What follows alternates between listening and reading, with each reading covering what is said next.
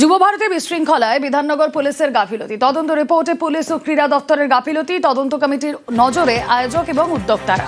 ক্রীড়া দপ্তর ও বিধাননগর পুলিশের রিপোর্ট তলব করা হয়েছে। 24 ঘন্টার মধ্যে রিপোর্ট তলব। তদন্ত কমিটি স্টেডিয়ামে নিরাপত্তা নিয়েও প্রশ্ন তদন্ত রিপোর্টে। মাঠে জলের বোতল নিয়ে ঢোকা নিয়ে প্রশ্ন তদন্ত কমিটির। নিরপেক্ষ তদন্তে সিট গঠনের প্রস্তাব এই কমিটির। দর্শকদের টাকা ফেরতের সুপারিশ তদন্ত কমিটির।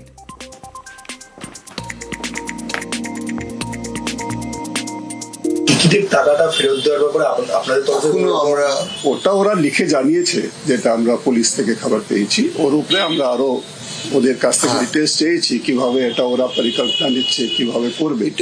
ওটাই রিপোর্টের মধ্যে ওটাও থাকবে। আর এই যে তদন্ত চলছে, সেই তদন্ত চলাকালীন অরূপ বিশ্বাসকে অব্যাহতি, অরূপ বিশ্বাসের পদত্যাগ, ক্রীড়ামন্ত্রীর পদ থেকে ইস্তফা অরূপের। মেসি বিশৃঙ্খলায় নিরপেক্ষ তদন্তের স্বার্থে ইস্তফার ইচ্ছা তিনি প্রকাশ করেন। মুখ্যমন্ত্রীকে চিঠি লিখে পদত্যাগের ইচ্ছা প্রকাশ করেন। তদন্ত শেষ না হওয়া পর্যন্ত অরূপকে অব্যাহতি। কথা বলবো, ইরান রয় বর্মন রয়েছেন সঙ্গে। ইরান,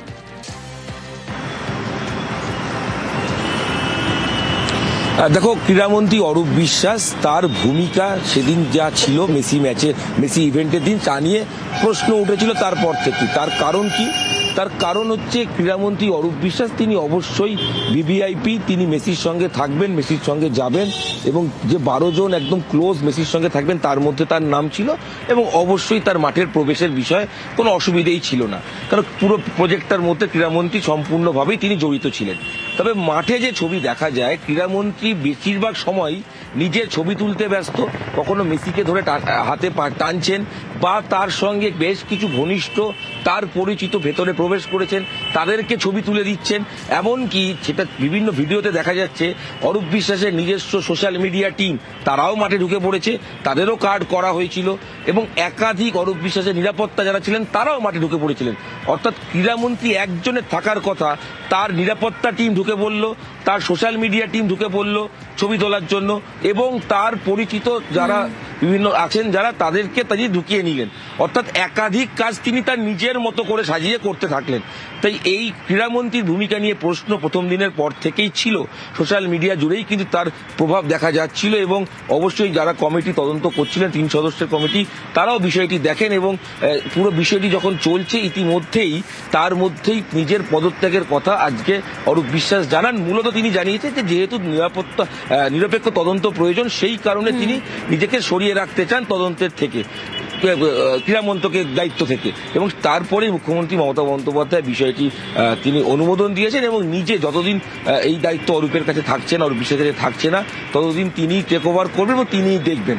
তবে একাধিক বিষয় যেরকম ছিল যে একাধিক গাফিলতি, যেখানে উদ্যোক্তাদের গাফিলতি বারংবার চোখে পড়ছে, অবশ্যই প্রশাসনের গাফিলতি সেটাও চোখে পড়ছে, ক্রীড়া মন্ত্রকেরও গাফিলতি চোখে পড়েছে, এবং ক্রীড়া মন্ত্রকের প্রধান হিসেবে ক্রীড়ামন্ত্রী তিনি, তার যদি গাফিলতি থাকে সেই পরিস্থিতিতে দাঁড়িয়ে নিজেকে তিনি অব্যাহতি চেয়েছেন, এবং মাননীয় মুখ্যমন্ত্রী তাকে অব্যাহতি দিয়ে ক্রীড়া দপ্তরের দায়িত্ব নিজের হাতেই নিয়েছেন। ওকে ওকে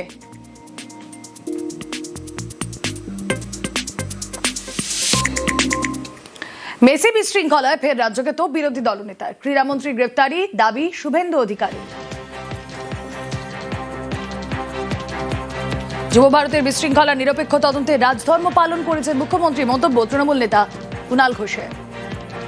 কলকাতাতে আন্তর্জাতিক প্লেয়ার নক্ষত্র মেসিকে নিয়ে কি হলো আপনারা দেখলেন।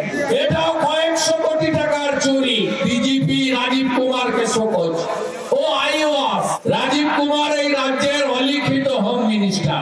আইওয়াস বললো অরূপ বিশ্বাস তাকে পদত্যাগ করতে বলা হয়েছে। আরে পদত্যাগে কিছু হবে না মুখ্যমন্ত্রী, আমরা গ্রেফতার চাই অরূপ বিশ্বাস এবং সুজিত বসু। টাকা আপনাকে ফেরত দিতে হবে। আপনি দর্শকদের পিটিয়েছেন আপনার পুলিশ, আবার জেলে পুরেছেন, আগে তাদের জামিন দিন। মেসিকে নিয়ে যে ঘটনা, তাতে রাজধর্ম পালন করেছেন মুখ্যমন্ত্রী মমতা বন্দ্যোপাধ্যায়। পরপর কড়া পদক্ষেপ নিয়েছে।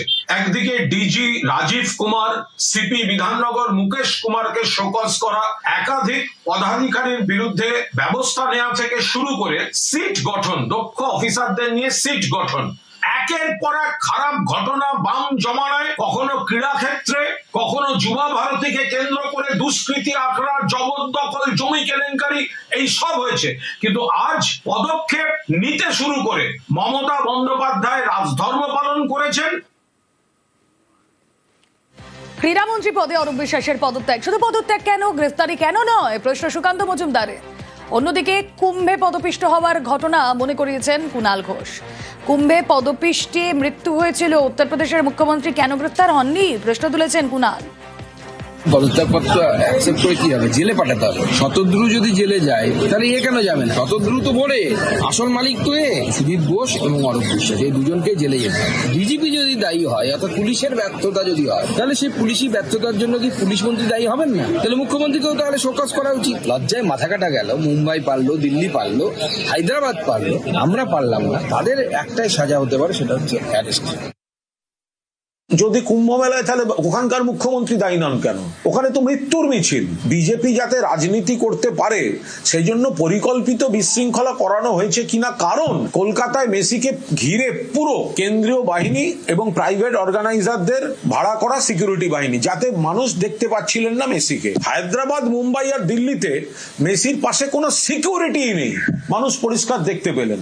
তাহলে কি এটার পেছনে কোনো উদ্দেশ্য প্রণোদিত প্লট ছিল? সেই জন্যই সুকান্ত বাবুরা তার সুযোগ নিয়ে এই ধরনের কথা বলছেন।